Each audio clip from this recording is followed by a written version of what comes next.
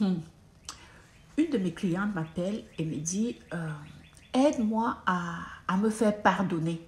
Aide-moi à me faire pardonner par mon mari. Je lui pose la question, pourquoi? Pourquoi tu veux te faire pardonner par ton mari?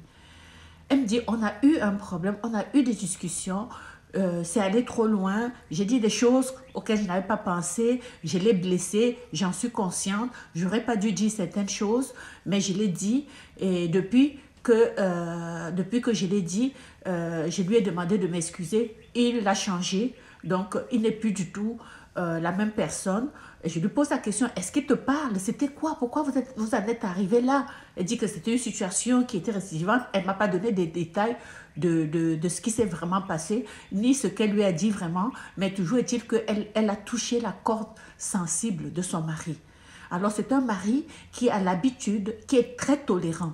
Ok, donc elle dit oui, j'ai souvent, elle a un caractère très chaud, donc elle a eu l'habitude de le blesser et jusqu'à présent il pardonnait. Là elle est allée trop loin et elle l'a atteint et maintenant son mari ne veut plus, donc il a changé, il est devenu froid, il est devenu distant. Ok, moi ce que je vais dire ici, je veux que vous sachiez une chose.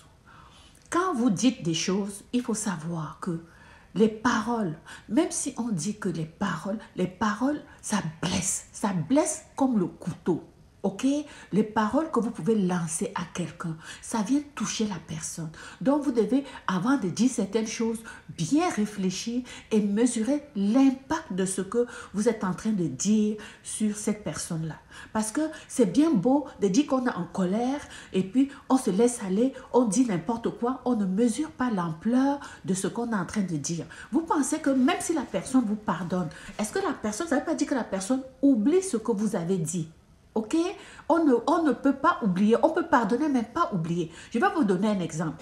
Vous voyez cette feuille, la feuille est toute blanche, toute lisse. Si je froisse la feuille, dites-vous que la feuille que je suis en train de froisser, ce sont des paroles que vous êtes en train de lancer à l'homme. Et après vous dites excusez-moi, ok, le monsieur dit je vous excuse. Ok, il vous dit alors maintenant, remets-moi la feuille qui était toute lisse. Vous essayez d'avoir la feuille lisse. La feuille ne sera plus jamais lisse, vous comprenez?